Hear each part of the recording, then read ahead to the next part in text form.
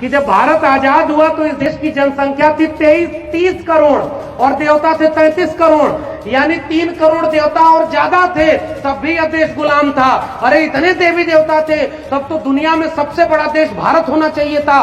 सारी फैक्ट्री, सारी मोबाइल, सारी कंपनी और सब कुछ भारत में होनी चाहिए थी। और आप सबसे पिछड़े देश क्यों हो गए भाई? बाबा साहब ने कहा व्यक्ति पूजा मत करना, किसी भी नेता का फैन मत बनना। मैं भी लोगों से कहता हूं कि आप मेरे फैन मत बनिए। मैं इसलिए हूं क्योंकि मेरे पीछे बिरसा फुले अंबेडकर पेरियार थे। अगर वो थे तो मैं हूं, वो होंगे तो मैं रहूंगा, वो नहीं होंगे तो हमें भी आपको भी पूछने वाला कोई नहीं होगा। ये बात याद रखिएगा। ये लड़ाई विचारधारा की है साथियों। आपके पास भी व्हाट्सएप पर एक मैसेज आता है ना, इस मैसेज को देखते ही 25 लोगों को फॉरवर्ड करिए, शाम तक आपको अच्छी खबर आएगी। राकेश कुमार ने मैसेज देखकर इग्नोर कर दिया, उसकी नौकरी चली गई। आप भी डर के मारे तुरंत भेज देते हैं 25 लोगों को कि वो मैसेज भेजने में क्या जाता है, हम कम से कम दुख खराब खबर तो न सुनने को मिले। इसी को ज्योतिबा फुले ने कहा था मानसिक गुलामी।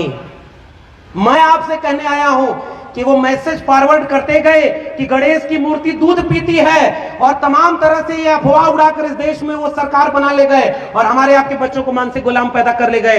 अगर फॉरवर्ड करना है तो गुलामगिरी, जाति का विनाश, हिंदू बनाम हिंदू मंडल कमीशन और भारत का संविधान घर घर फॉरवर्ड कर दीजिए। देखिए क्रांति न हो जाए तो कहिएगा।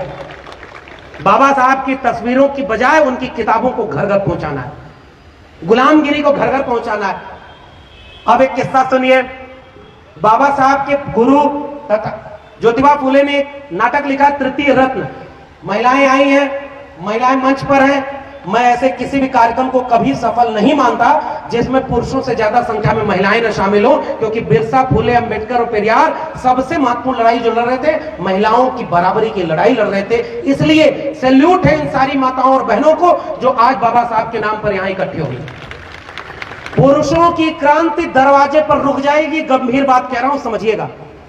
आप कितनी भी बड़ी क्रांति की बात करें, आपका घर के अंदर प्रवेश नहीं होता। एक महिला जिस दिन जागरूक हो जाए ना, वो चूल्हे पर बैठकर दूसरी महिला को समझाती हुई कहती है कि बहन 13, 23, 24 अप्रैल को अंबेडकर पार्क में बड़ा अच्छा कार्यक्रम हुआ, अगली बार आना तो तुम भी आना। ये देखो किताब ले आए हो, ये देखो मानसिक गुलामी दूर करनी है, ये देखो व्रत उपवास में हम लोग को फंसा दिया गया, और अगली बार देखिएगा चूल्हे से जो क्रांति थी वो सड़क पर निकलेगी, तभी इस देश में बदलाव आएगा। पुरुषों से कोई बदलाव नहीं आने वाला। पुरुष तो निकम्मे हैं, मैं कह रहा हूं।